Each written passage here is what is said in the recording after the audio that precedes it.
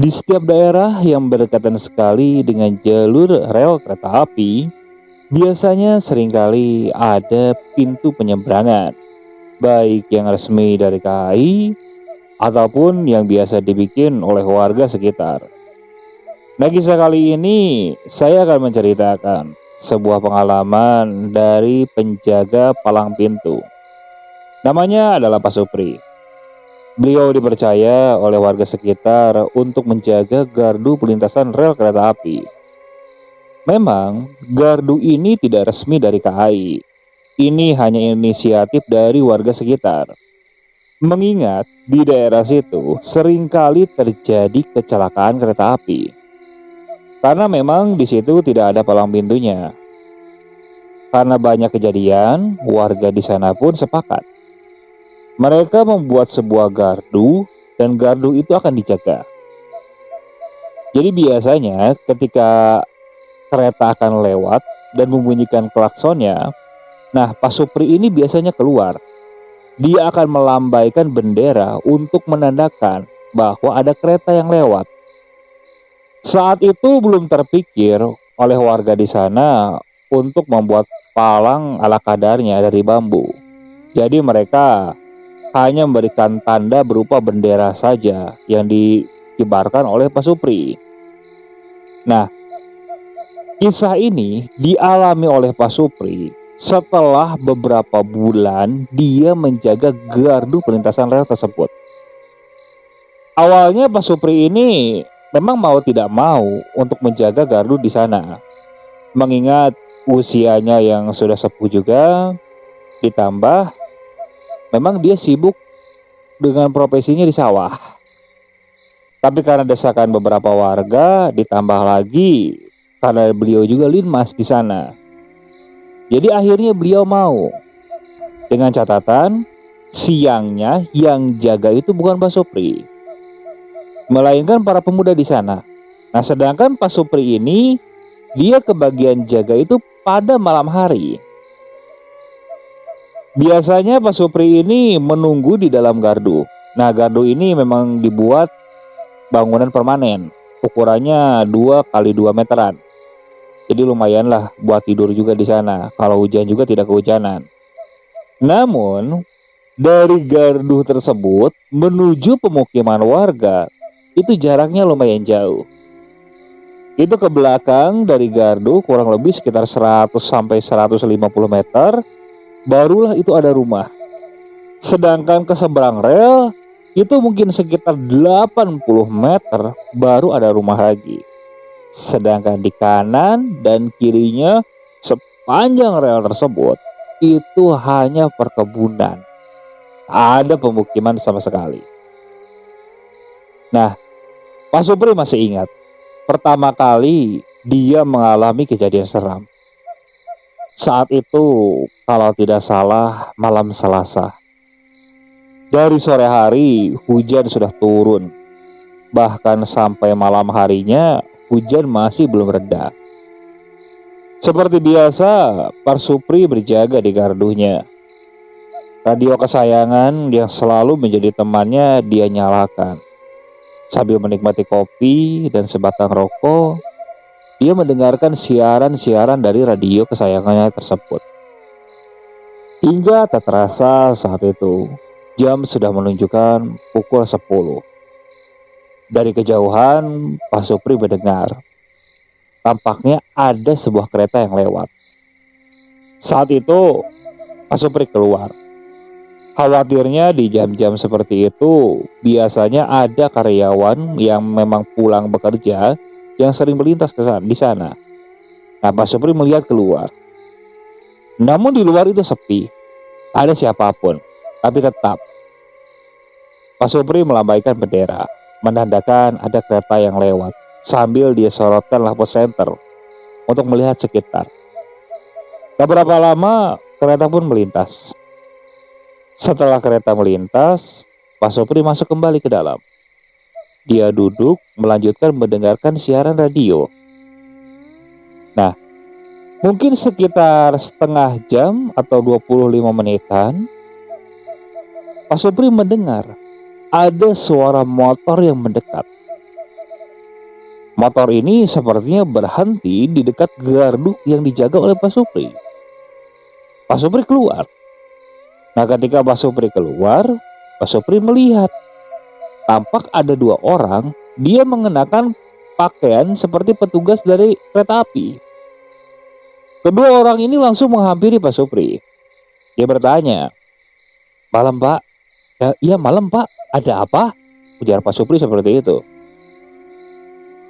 "Maaf Pak, saya mau tanya, apa betul tadi di sini ada kecelakaan Pak?" Mendengar ucapan seperti itu, Pak Supri langsung terdiam. "Loh, jam berapa kejadiannya Pak?" "Barusan Pak, mungkin sekitar setengah jam yang lalu Pak," ujar penjaga tersebut. "Perasaan tadi nggak ada kecelakaan deh Pak. Memang titiknya di sini Pak." "Iya, tadi kata masinis yang lewat, saat dia melewat gardu yang ini, dia menabrak seorang perempuan. Perempuan itu menyeberang ke rel, dia mengenakan pakaian putih kalau tidak salah. Nah, ketika ditabrak kan memang ngedadak, dia masinis ini belum sempat ngerem. Jadi dia memutuskan berhenti saja di stasiun depan. Dan dikabari lah, makanya kami ke sini untuk ngecek. Tadi saya dari sini Pak. Saya juga tadi ngenandain kalau ada kereta lewat. Bahkan sampai kereta melintas pun saya masih melihat Pak, ada apa-apa Pak. Kalau memang ada tabrakan, biasanya ada benturan Pak. Kalau tidak ada suara jeritan, masa tidak sama sekali Pak?" Tapi tetap petugas itu tidak percaya. Jadi Pak Supri ditemani oleh petugas tersebut mulai mencari. Mereka masih menebak-nebak, apa masinis ini salah lihat atau memang dia benar-benar menabrak orang. Saat itu mereka semua berjalan ke arah kanan. Nah, ke arah kanan ini masih daerah perkebunan. Mereka coba berjalan menyusuri rel tersebut. Nah, mereka berjalan di kanan kiri masih tidak melihat ada apa-apa. Hujan juga saat itu masih belum reda. Hanya rintik-rintik, tapi cukuplah membuat suhu badan menjadi dingin saat itu.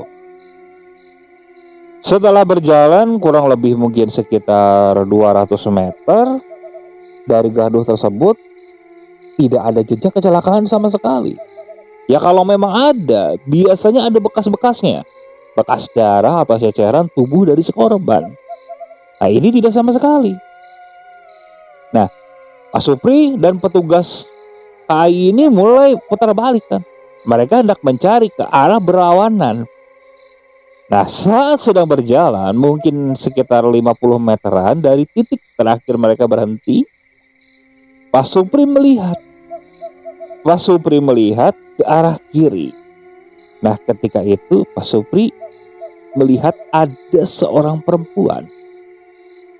Perempuan itu tergeletak tepat di samping semak-semak. Mengenakan pakaian putih, rambutnya panjang. Tapi sebelum mendekat dan sebelum Pak Supri hendak memberitahu petugas tersebut, di situ timbul pertanyaan.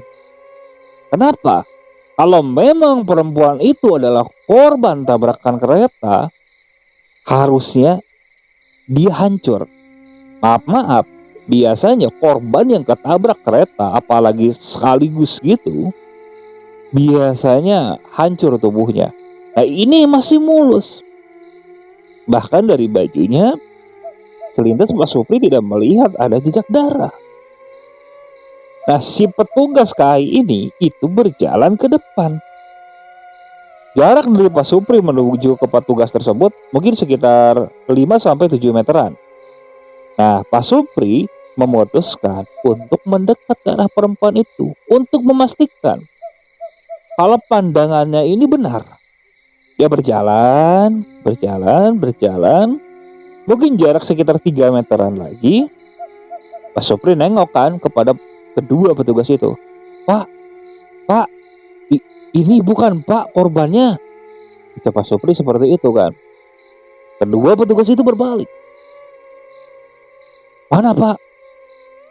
Nah, saat kedua petugas itu menyorotkan lampu senternya ke arah yang ditunjukkan oleh Pak Supri, kedua orang tersebut tidak melihat, namun berbeda dengan apa yang dilihat Pak Supri. Kedua petugas itu tidak melihat ada perempuan yang tergeletak di sana. Sedangkan Pak Supri masih bisa melihat itu ada perempuan tergeletak di depannya. Pak Supri bahkan memanggil kedua petugas itu. Kedua petugas itu bahkan menghampiri. Pak Supri mendekat ke arah perempuan itu. Malahan kini dia benar-benar dekat. Dia pegang kainnya. Tapi kedua petugas itu malah menatap Pak Supri dengan tatapan yang aneh. Pak, itu bukan orang, Pak. Itu hanya kain spanduk, Pak, ucap kedua orang tersebut. Ya sudah, Pak, kita kembali aja ke pos, Pak. Mungkin masinisnya salah lihat, Pak, ujar petugas itu kan. Akhirnya kedua petugas itu jalan duluan kan. Tinggallah Pak Supri. Nah, Pak Supri masih yakin ini yang di depannya perempuan. Tapi perempuan itu tidak bergerak sama sekali. Posisinya membelakangi, telungkup. Namun ketika kedua orang itu menjauh, tiba-tiba Pak Supri yang masih memegang kainnya tersebut merasakan kalau kainnya itu bergerak. Bergerak? Loh, Pak Supri langsung nengok kan. Nah, begitu dia nengok, dia menyadari sosok yang ada di depannya itu tiba-tiba bangkit dan langsung memperlihatkan wajahnya. Di titik inilah Pak Supri tahu kalau yang dilihatnya ini bukan manusia. Wajah perempuan itu hancur. Bagian wajahnya sebelahnya sudah tidak berbentuk sama sekali.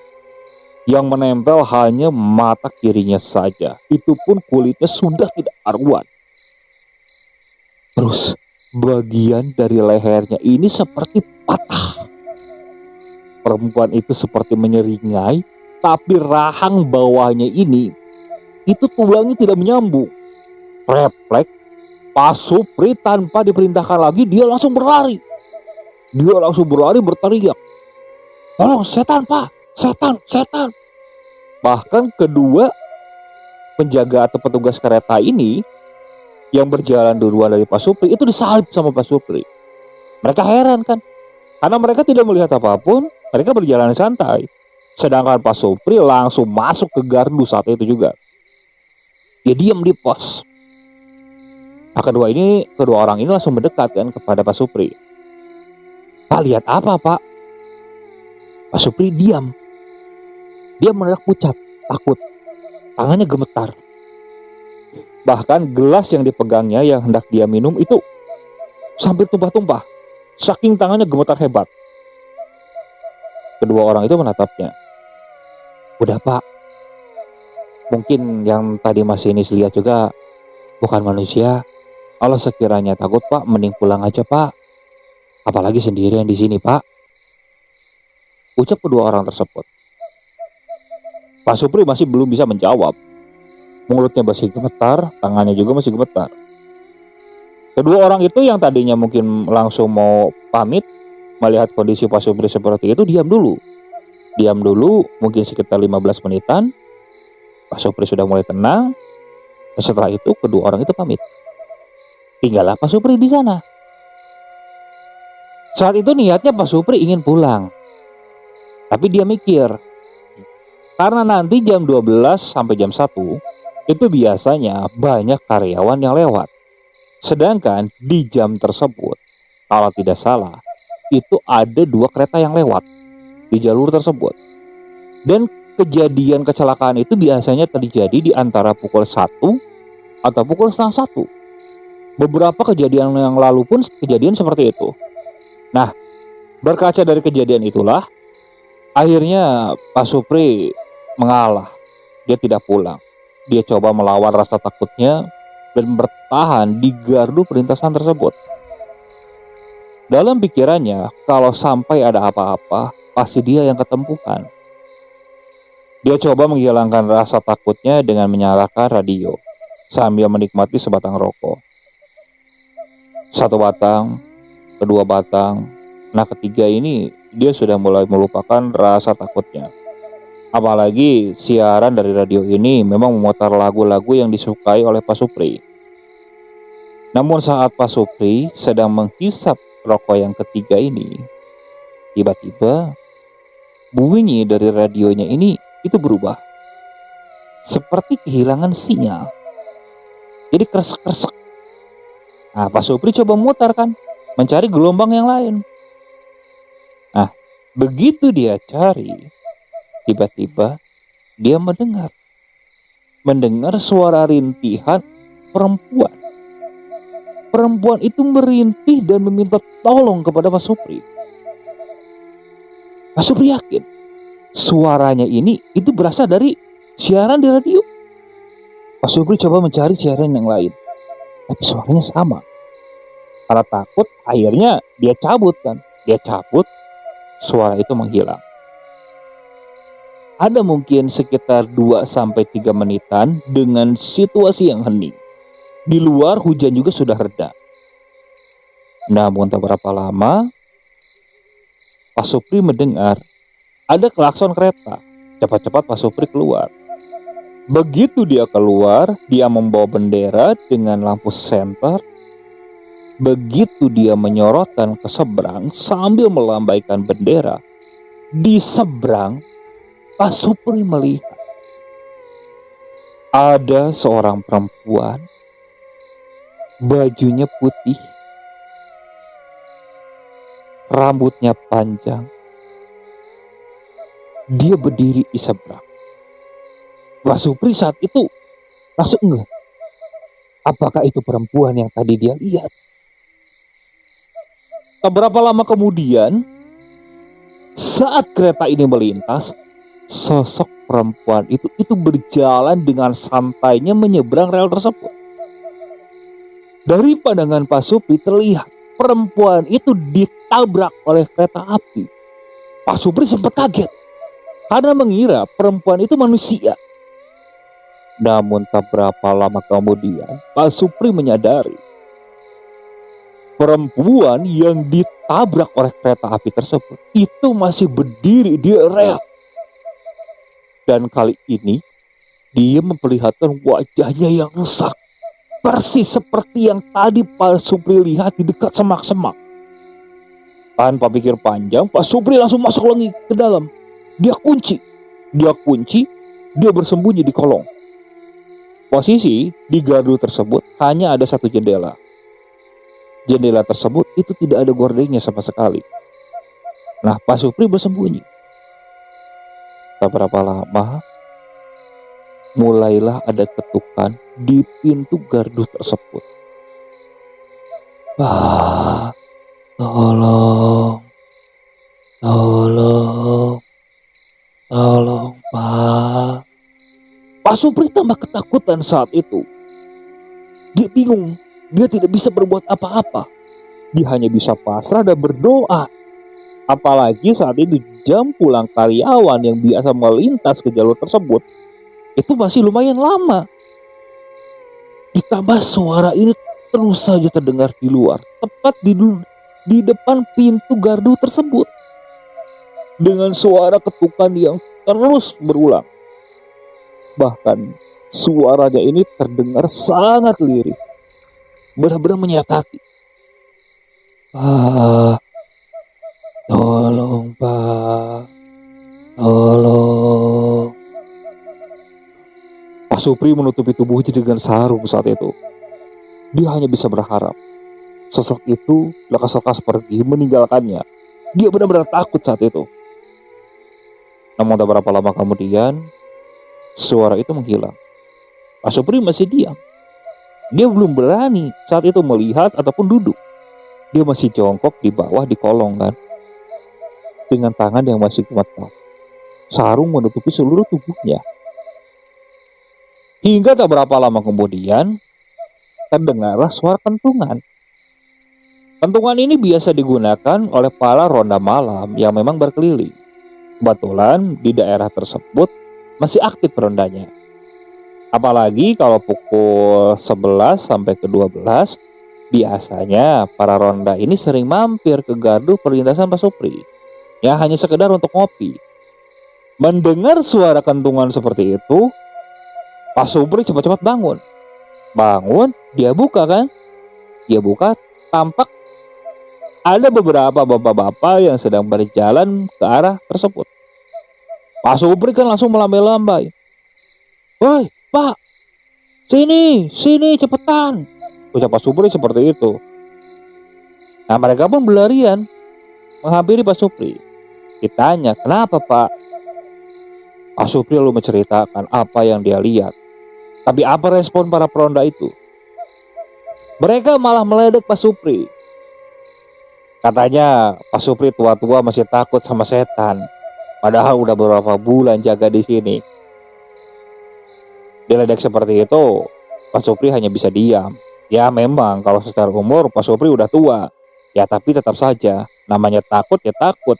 Beda pandang usia, pikir Pak Supri seperti itu. Nah, hingga pukul 1, para peronda itu masih menemani Pak Supri. Sampai para pekerja pabrik itu mulai pada pulang, menyeberang. Dan alhamdulillahnya di sana tidak ada kejadian apa-apa. Setengah 2, para ronda ini memutuskan untuk kembali ke pos. Katanya beberapa teman-temannya masih berjaga di sana, tidak enak juga. Nah, Pak Supri mulai bimbang saat itu. Dia mulai bimbang antara bertahan di gardu atau ikut ke sana. Kalau bertahan, takutnya sosok itu muncul lagi. Dia juga tak mungkin mendapatkan kesempatan ditemani lagi kan, ditemani sama peronda ini. Jadi malam itu dia putuskan untuk ikut bersama para ronda malam tersebut. Ikut ke sana di pos. Nah di pos mereka kembali berbincang. Ya Pak Supri saat itu masih diledek kan sama teman-temannya ini. Kebetulan para ronda malam ini memang umurnya tidak terlalu jauh dengan Pak Supri. Singkat cerita, paginya Pak Supri langsung meriang. Mungkin karena dia bergadang, shock juga dengan kejadian tadi malam. Pak Supri langsung demam tinggi saat itu. Nah, karena Pak Supri demam tinggi, otomatis gardu perlintasan rel malam tidak ada yang menjaga. Tapi saat itu, jadi RW di sana itu menunjuk yang ronda malam itu dipecah. Jadi 2 orang atau 3 orang jaga di sana. Jadi giliran untuk menggantikan Pak Supri saja. Nah, ronda malam yang ditunjuk untuk jaga di sana, sebut saja namanya Pak Diki dan Pak Chandra. Kebetulan mereka juga memang seprofesi dengan Pak Supri, petani, sama-sama petani gitu kan. Malamnya pada pukul 8 mereka sudah berjaga di sana. Berbekal kopi, singkong rebus, rokok. Kalau radio memang Pak Supri simpan di sana. Dan untuk air juga memang di gardu tersebut disediakan air mineral. Jadi santai. Sampai pukul setengah 10 malam belum ada kejadian apa-apa. Nah, dari setengah 10 menuju jam 10, nah disitulah mulai muncul keanehan. Jadi saat itu Pak Diki sama Pak Chandra ini dia ngobrol sambil dengarkan radio kan, sambil ngopi singkong rebus di dalam. Hingga tak berapa lama Pak Diki dari arah pintu, posisi pintu dibuka saat itu. Dia melihat di seberang rel itu ada yang jalan. Ada yang jalan, itu jalannya di tengah rel kereta. Jalan. Pak Diki melihat kan. Terus dia soroti. Begitu dia soroti, tampak itu seperti perempuan. Perempuan itu nunduk. Dia seperti sedang berjalan dan mencari sesuatu. Hingga akhirnya Pak Diki bilang kepada Pak Chandra, "Pak, itu ada perempuan di sana." Pak Chandra bilang saat itu, "Ah, mungkin orang gila. Ngapain malam-malam jalan nyusurin kereta api, apalagi perempuan." Pak Chandra seperti itu. Nah, Pak Diki lihat lagi kan. Dari tampilannya tidak seperti orang gila, Pak. Pak Diki bangun kan, dia keluar dari gardu. Pak Chandra ikut di belakangnya. Dia juga melihat perempuan itu berjalan, terus sudah melewati gardu. Mungkin jaraknya sekitar 5 meteran. Nah, dia berhenti di satu sisi di dekat semak-semak. Nah, dia ke dekat semak-semak tersebut seperti sedang mencari sesuatu. Loh, Pak Diki dan Pak Chandra itu masih melongo di sana. Perempuan itu berjongkok di dekat semak-semak. Karena penasaran, kedua bapak-bapak ini kan memutuskan untuk mendekat ke sana. Mereka mendekat, berjalan. Nah, setelah dekat ditanya, "Mbak, cari apa? Kok malam-malam begini?" Ucap Pak Chandra saat itu. "Ini Pak, cari yang jatuh." "Apa yang jatuh?" Pak Diki mulai mendekat. Posisi mereka itu tepat di belakang perempuan tersebut. Pak Diki dan Pak Chandra itu berada posisinya di rel. Sedangkan perempuan itu sudah di luar rel, di dekat semak-semak. Hingga tak berapa lama, perempuan itu bangkit dari jongkoknya. Pas bangkit, di situ mulai tercium aroma bau yang tidak sedap. Bau amis dan bau busuk. Benar-benar menyengat saat itu. Bahkan Pak Chandra dan Pak Diki langsung menutup hidungnya. Karena bau ini benar-benar tidak sedap. Ucap Pak Chandra yang saat itu sampai muntah-muntah. Dan tak berapa lama, perempuan itu membalikkan badannya. Dan ketika dia membalikkan badannya, apa yang dilihat oleh kedua bapak-bapak itu benar-benar di luar nalar. Sosok perempuan dengan wajah hancur, bola matanya ini tidak ada satu. Dia bilang, "Bola mata saya hilang satu, Pak. Tolong cariin, Pak." Dan tak berapa lama dari situ, entah kebetulan atau tidak, dari jauh terdengar suara kereta saat itu. Pak Diki yang posisi saat itu kesadarannya masih full, ya walaupun takut, dia langsung melompat. Pak Chandra saat itu entah kenapa dia melongo. Refleks, ditariklah tangan Pak Chandra dan dibanting saat itu. Alhamdulillahnya begitu kereta lewat, kedua bapak-bapak ini sudah menghindar dari rel tersebut. Sedangkan setelah kereta itu melintas, sosok perempuan itu menghilang. Hanya suara cekikikan tawa yang menggema di wilayah tersebut. Kedua orang itu langsung berlari masuk dulu ke pos kan saat itu. Mereka masih terdiam, saling berpandang-pandangan tanpa bersuara. Mereka masih shock, apalagi Pak Chandra saat itu. Kalau saja dia tidak ditarik oleh Pak Diki, mungkin dia sudah tidak tahu nasibnya seperti apa.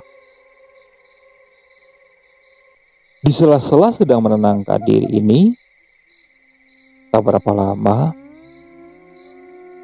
mereka mulai mencium kembali. Ada aroma bau busuk yang sungguh menyengat. Kali ini benar-benar menyengat. Mereka diam. Matanya mulai memperhatikan sekeliling. Khawatirnya sosok itu muncul. Namun tak berapa lama, lampu yang berada di dalam gardu itu mati. Karena kedua bapak-bapak ini memang ketakutannya sudah muncak, tanpa pikir panjang mereka langsung lari keluar. Mereka berlari ke pos ronda. Saat itu mereka tidak melihat sosok itu muncul atau tidak. Yang mereka tahu, begitu lampu mati mereka langsung lari keluar dan menuju pos ronda. Lari hingga akhirnya sampai di pos ronda. Kebetulan teman-temannya belum berkeliling, masih lengkap di pos ronda saat itu. Melihat kedua orang ini yang ketakutan, ditanyalah kenapa. Mereka bercerita bahwa mereka tadi habis melihat setan di dekat pos sana. Nah, mendengar ceritanya ada yang tidak percaya, ada yang percaya juga. Karena kemarin kan Pak Supri mengalami hal yang sama juga. Kali ini dua orang ini mengalami hal yang sama juga. Hingga akhirnya mereka berdua ditemani oleh ketiga temannya kembali ke pos. Sedangkan sisanya yang ronda masih bertugas. Mereka kembali kan ke pos ditemani oleh ketiga temannya. Namanya Jajang, Wahyu, dan Yuda. Ketiga orang ini. Mereka kembali ke sana. Nah, sampai di sana dari kejauhan, lampu pos ini menyala. Namun, ketika mereka masuk ke pos, singkong rebus yang masih di dalam sebuah mangkuk. Posisinya saat itu masih banyak. Mereka semua kaget melihatnya. Karena posisi singkong rebus tersebut itu dipenuhi oleh belatung. Dan di dalam pos tersebut mengeluarkan aroma bau yang tidak sedap. Hampir mirip seperti bau bangkai. Jajang, Yuda itu mulai ketakutan saat itu. Mereka mulai mempercayai apa yang diceritakan oleh kedua bapak-bapak ini. Jangan-jangan betul. Mereka mulai menyalakan senter, melihat sekeliling. Di sekeliling tidak ada apa-apa. Suara hening saat itu. Hanya terdengar suara burung-burung malam yang menambah mencekamnya malam di sana. Nah, kedua bapak-bapak ini kan mereka bingung karena masih tugas. Jadi akhirnya mereka meminta ketiga ini untuk menemani sampai pukul 1 lah. Seperti Pak Supri. Dan setelah itu mereka akan pulang. Nah, ketiga orang ini pun sanggup menemani. Mereka tak ada yang berani masuk ke dalam pos. Karena aroma bau menyengat itu masih kuat di dalam. Mereka di luar. Untuk menghilangkan hawa dingin, kebetulan di dekat pos tersebut ada tumpukan kayu bakar. Mereka bikin api unggun kecil untuk menghangatkan tubuh saat itu. Nah, Yuda, Jajang itu coba mengalihkan pemikiran mereka supaya tidak fokus ke rasa takut mereka. Ngobrol sambil bercanda. Mengalihkanlah pembicaraan. Tepat di pukul 11:30 malam, rasa kantuk mulai menyerang saat itu. Pak Diki tampak matanya sudah mulai terpejam. Matanya seakan berat untuk menahan rasa kantuknya. Rasa takutnya mungkin sudah sirna saat itu. Berbeda dengan Pak Chandra dan Yuda yang masih melek saat itu. Mereka ngobrol. Kebetulan topik yang dibicarakan oleh mereka ia seputar masalah tanaman di sawah. Sedangkan Jajang ngobrol sama Wahyu. Tak berapa lama dari sana, tiba-tiba mereka mendengar ada suara angsa atau soang. Yang lagi ngobrol tiba-tiba langsung berhenti. Mata mereka langsung mencari di keberadaan suara tersebut. Suara itu dekat. Mereka mengingat-ingat. Di sekitar sana tidak ada yang melihara angsa. Terus ini angsa dari mana? Hingga tak berapa lama mereka menyadari suara itu seperti berasal dari dalam pos tepat di gardu jaga tersebut. Pak Diki yang saat itu matanya mengantuk itu mendadak langsung bangun. Mereka semua terdiam. Jajang mulai bangkit. Dia mulai mengeluarkan lampu senternya. Diikuti oleh Yuda, terus Wahyu, sedangkan Pak Diki dan Pak Chandra mereka masih duduk. Tapi mereka melihat Jajang mulai membuka pintu pos. Nah, begitu dibuka, Di tempat duduk yang biasa digunakan Pak Supri atau yang jaga di sana untuk duduk, itu di situ duduk seorang perempuan pakai baju putih, wajahnya hancur, sebagian tubuhnya ini dipenuhi oleh darah. Itu terlihat menatap ke arah mereka. Posisinya benar-benar menyeramkan saat itu. Jajang yang posisinya paling depan tertahan oleh Wahyu dan Yuda. Akhirnya saat hendak lari itu mereka saling dorong. Sedangkan Pak Diki dan Pak Chandra begitu melihat selintas udah takut. Mereka langsung lari duluan. Jajang saat itu kan paling belakang. Apalagi sosok perempuan yang ada di dalam pos itu langsung mengeluarkan suara tawa cekikikan yang benar-benar mengerikan. Yuda, Wahyu, posisi saat itu dengan susah payah akhirnya bisa melepaskan diri dan lari. Terakhir Jajang, paling belakang, karena posisi jatuh kan. Dia bangkit, nah begitu hendak lari, dia malah tersandung dan jatuh lagi. Tepat ketika dia hendak bangun, dia melihat di samping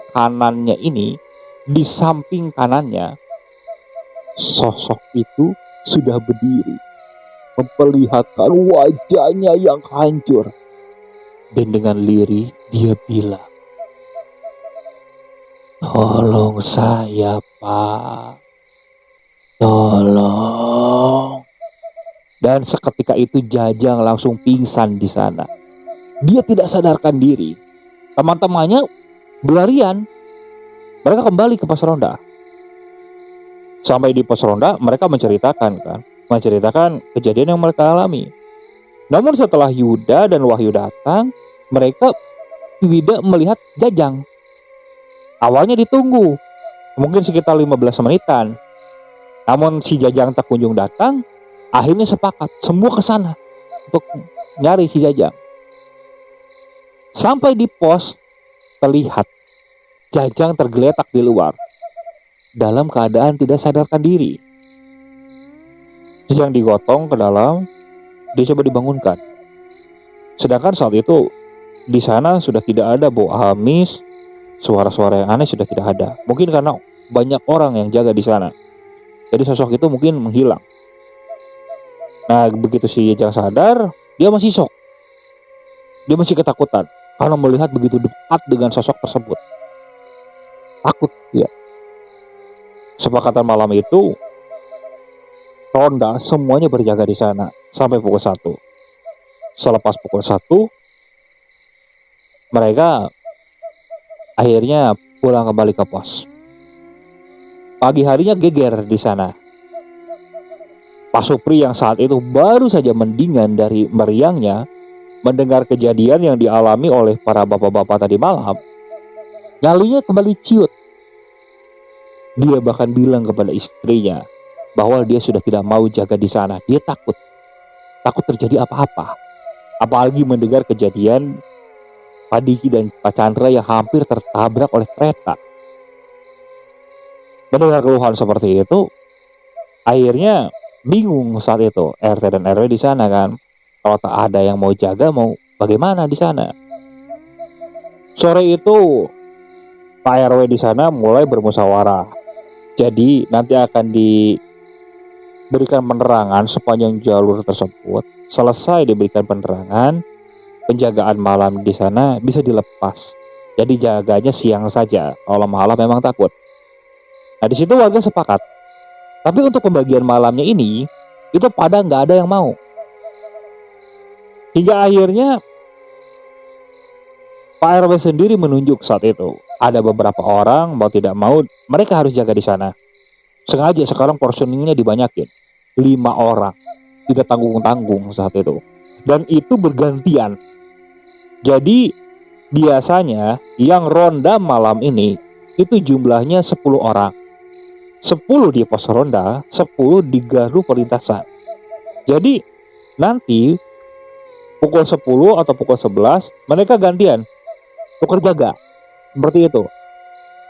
Sedangkan Pak Supri sendiri katanya sampai 3 malam sebelum perlengkapan penerangan itu selesai, dia harus ikut jaga di sana. Ya, Pak Supri mengiyakan saat itu. Dia pikir banyak orang pasti aman. Malam itu pun mereka semua mulai berjaga. Alhamdulillahnya, malam pertama dilalui dengan selamat. Tak ada gangguan. Malam kedua pun begitu. Namun di malam ketiga, itu ceritanya lain. Jadi saat itu, ketika siang harinya, ada suatu peristiwa. Tak jauh dari perlintasan rel tersebut, jaraknya mungkin sekitar 1 sampai 2 kiloan dari perlintasan tersebut, ada sebuah kecelakaan. Jadi katanya saat itu, ada seorang pemuda yang sengaja menabrakkan diri saat itu. Bahkan naasnya tubuh pemuda itu hancur. Yang lebih parahnya, kepala dari pemuda ini itu terbawa sampai ke dekat perlintasan gardu yang dijaga oleh Pak Supri. Mungkin sekitar 20 meteran dari penyeberangan. Entah bagaimana itu bisa terbawa sampai di situ. Sore harinya geger. Beberapa warga yang dekat di sana pun membantu evakuasi, menyisir, mencari organ-organ dari tubuh korban ini. Karena katanya, menurut kepercayaan di sekitar, kalau sampai ada kecelakaan dan organnya sampai tidak ketemu atau bagian tubuhnya ada yang tertinggal, biasanya sosok itu akan muncul. Jadi saat itu warga takut hal itu kejadian. Sore harinya semua yang dikumpulkan dimasukkan ke kantong mayat dan dibawa oleh kepolisian saat itu. Nah, malamnya yang kebagian jaga otomatis mereka mulai parno dengan kejadian tadi sore. Tapi mau bagaimana lagi? Ini 2 malam lagi berjaga. Penerangan saat itu sudah mau rampung. Tinggal beberapa titik lagi yang hendak dipasang. Malam itu tepat pukul 9, Pak Supri, Pak Ade, Pak Tatang, Taryono, dan Tarjo. Satu lagi Cahyo kalau tidak salah. Mereka berjaga. Ada sekitar 6 orang. Seperti biasa, Pak Supri sambil menyalakan radio berada di dalam. Bapak-bapak yang lain ada yang di luar, ada yang mendengarkan radio juga, ada yang menyalakan api unggun kecil. Pokoknya suasana saat itu dibikin tidak sehening mungkin.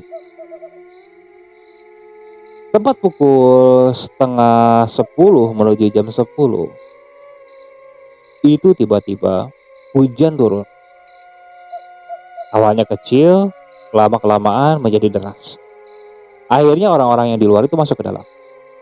Mereka berjaga di dalam sambil kedinginan dan mendengarkan siaran radio saat itu.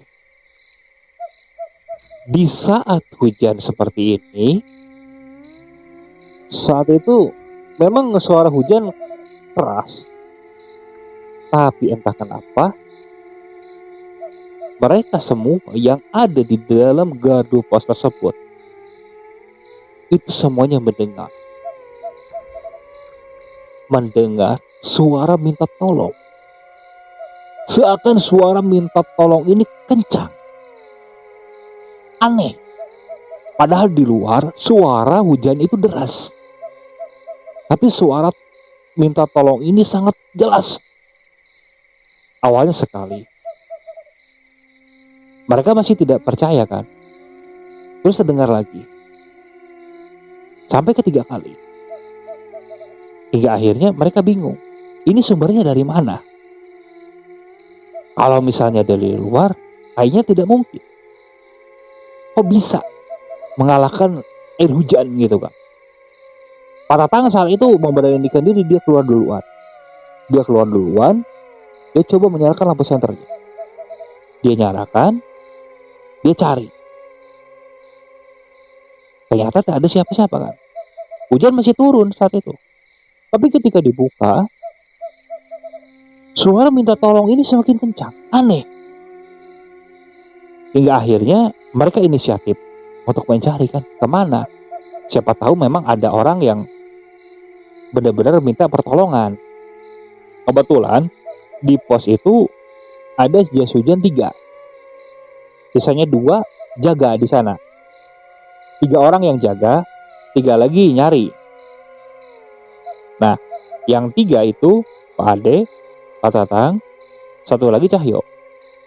Pak Supri dan yang lainnya itu jaga di pos. Beralih ke cerita Pak Tatang. Nah, begitu mereka keluar dari pos, suara itu tambah kencang. Tambah jelas. Tolong, tolong, tolong, tolong. Suaranya seperti itu. Mereka mencari, kami berteriak. Hei, di mana? Jangan bercanda. Di mana minta tolong? Di mana? Di sini, Pak. Di sini. Nah, begitu sampai di perlintasan, mereka bertiga mendengar suara ini berasal dari sebuah semak-semak di sebelah kiri. Awalnya mereka saling berpandangan karena ada perasaan ragu untuk melangkah ke arah sana. Pak Ade saat itu sempat menahan. Udah biarin aja. Takutnya orang iseng atau orang niat jahat. Udah kita balik lagi aja ke pos. Ujar Pak Ade seperti itu. Tapi Pak Tatang ini ngeyel. Dia kekeh. Dia berjalan duluan. Cahyo dan Pak Ade ini itu berjalan di belakang. Di belakang Pak Tatang. Setelah mereka berjalan kurang lebih sekitar 15 meter, di seberang, di sebelah kanan, di dekat sebuah semak-semak, itu berdiri seorang pria dari tubuhnya. Nah, Pak Tatang yakin yang minta tolong itu. Ini jangan-jangan orang gila gitu kan, pikiran Pak Ade sama Pak Cahyo. Karena dari penampilannya bajunya lusuh, acak-acakan. Namun Pak Tatang tak peduli. Dia menyeberang dan mendekat tepat di belakangnya. Mas, kenapa mas? Tolong saya Pak. Nah, setelah mendekat, tiba-tiba Pak Tatang merasakan bulu kuduknya ini merinding. Benar-benar merinding saat itu. Merinding luar biasa. Tapi sudah terlanjur kan. Dia bilang, minta tolong apa? Pasangin kepala saya Pak. Sosok itu nengok. Kepalanya ini dipegang oleh tangannya. Jelas sekali darah masih mengucur. Dari tubuhnya ini banyak luka. Pak Tatang langsung lompat berlari. Begitu juga Pak Ade dan Pak Cahyo yang posisi di belakangnya. Mereka berlari terpontang-panting saat itu. Terdengar di belakang, masih terdengar suara meminta tolong saat itu. Tolong Pak. Pak. Mereka berlari. Begitu sudah dekat sampai ke pos, langsung masuk. Ketiganya langsung diam. Pintu langsung ditutup. Pak Supri sudah menyadari apa yang dialami oleh ketiga orang ini. Mereka kayaknya diteror. Tanpa pikir panjang, Pak Supri nutup pintu itu, dia kunci dari dalam. Dia mengisyaratkan supaya diam. Dan apa yang ditakutkan Pak Supri saat itu benar terjadi. Tak berapa lama, suara minta tolong itu terdengar kembali. Dan kini seperti mendekat. Dan tak berapa lama, disusul dengan suara benda yang seperti menggelinding dan berhenti tepat di pintu pos tersebut. Hingga tak berapa lama disusul kembali dengan suara benturan. Benturan ini seperti bukan ketukan dengan tangan. Hampir mirip seperti ketukan dengan kepala. Pak, tolong. Yang di dalam saat itu tidak ada yang bersuara sama sekali. Bahkan sepertinya suara napas juga tidak terdengar. pucat. Semua yang ada di dalam itu wajahnya pucat ketakutan, bingung. Mereka seperti terkurung di dalam sebuah ruangan 2 meter ke 2 meter dengan posisi 6 orang. Tapi mau bagaimana lagi? Keluar juga takut kan?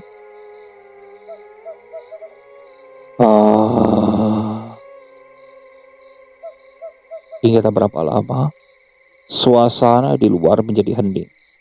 Benar-benar hening. Bahkan saat kereta lewat, mereka tidak keluar untuk melambaikan bendera. Ya karena memang takut untuk keluar.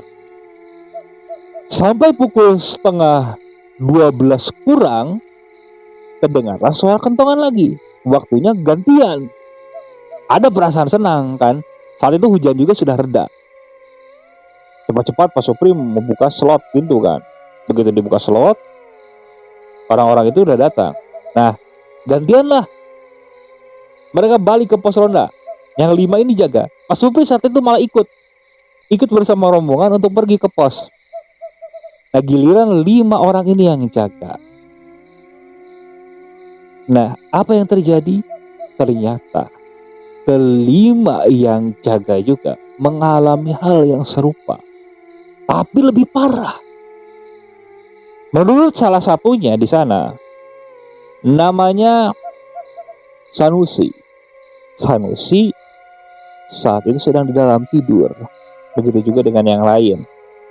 Karena mereka pikirkan cuman 1,5 jam lagi lah mereka jaga di sana kan. Namun saat itu salah satu temannya melihat ada orang yang berada di seberang itu melambai, meminta tolong. Namun begitu didekati, kepala orang itu jatuh, menggelinding. Panik hingga akhirnya temannya itu langsung lari ke pos. Sanusi dan keempat temannya ditinggal di pos. Mereka juga takut, ingin kabur tapi keburu takut. Hingga akhirnya mengurung diri di pos. Bahkan sampai pagi, sampai azan subuh barulah mereka pulang. Saking takutnya. Karena menurut mereka di luar terdengar suara minta tolong, cekikan tawa perempuan. Pokoknya benar-benar menyeramkan. Nah, esok paginya semenjak kejadian itu, warga pun inisiatif. Hari itu penerangan harus sudah selesai. Jadi supaya malamnya tidak ada yang jaga. Kalau siang memang banyak yang jaga. Ada anak-anak Karang Taruna. Tapi kalau malamnya tidak ada sama sekali. Nah, malamnya karena memang lampu sudah diterangi, memang tak ada yang berani lagi jaga di sana. Gardu penjagaan tersebut dibiarkan kosong seperti itu. Pak Supri sendiri sudah tidak mau. Ya walaupun katanya akan dinaikkan bayarannya. Namun tetap saja. Karena bagi dia, pengalaman menakutkan seperti itu benar-benar membekas di ingatannya. Dia seakan trauma untuk jaga di sana lagi. Begitu juga dengan bapak-bapak yang lain. Karena bukan hanya sekali 2 kali. Karena kerap kali katanya setiap ada kecelakaan pasti seperti itu. Hingga akhirnya bangunan di sana dibiarkan kosong seperti itu. Hingga lapuk, hancur. Ya parahnya katanya kalau malam ada beberapa pemuda yang memanfaatkan tempat tersebut untuk berbuat asusila. Namun katanya sering diganggu. Bahkan pernah ada anak muda katanya pacaran di sana. Entah gimana pikirannya, dia membawa si perempuannya malam-malam ke sana, ke pos. Namun saat akan berniat mesum, si perempuannya malah kesurupan dan berlari saat itu. Hingga pemuda ini panik dan mencari pertolongan. Dan akhirnya perempuan itu dicari oleh beberapa warga dan diketemukan. Diketemukan lumayan jauh. Namun semenjak diketemukan juga, perempuan itu katanya lebih banyak melamun. Si pemuda ini juga shock. Nah, semenjak kejadian itu malah tak ada lagi yang berani berbuat asusila di tempat tersebut, apalagi minum-minum. Jadi tempat itu benar-benar terbengkalai. Bahkan sekarang sedikit rusak. Yang lebih parahnya, katanya menurut yang sering lewat ke perlintasan tersebut pada malam hari yang pulang dari pabrik, mereka sering melihat kalau di dalam pos tersebut sering ada yang duduk sosok perempuan atau kadang terlihat bayangan hitam. Merasa ada laporan yang mengganggu seperti itu, inisiatif warga, bangunan tersebut akhirnya dirobohkan saja, diratakan dengan tanah. Karena khawatirnya dengan sering melihat tersebut, hal-hal itu pengendara yang lewat malah kehilangan konsentrasi yang lebih membahayakannya. Mereka tidak sadar kalau ada kereta lewat. Dan itu yang paling ditakutkan. Karena sosok itu sejatinya tidak bisa mencelakai secara langsung. Hanya rasa takut manusia lah yang membuat dirinya celaka. Dan setelah diratakan, tidak pernah terdengar lagi ada orang yang nyebrang melihat sosok-sosok di sana. Oke, sekian untuk cerita kali ini. Saya mohon maaf apabila masih banyak kekurangan dalam pembawaan ceritanya. Kritik dan sarannya silakan kalian bisa cantumkan di kolom komentar. Tak lupa saya juga ucapkan terima kasih kepada narasumber yang sudah membagikan kisahnya, termasuk para penonton yang sudah mampir dan mendengarkan cerita dari channel Rentera Keramat ini. Semoga kalian selalu diberikan kesehatan, dilancarkan rezekinya, dan dijauhkan dari musibah. Terus ikuti cerita yang dibawakan oleh channel Rentera Keramat ini. Assalamualaikum warahmatullahi wabarakatuh.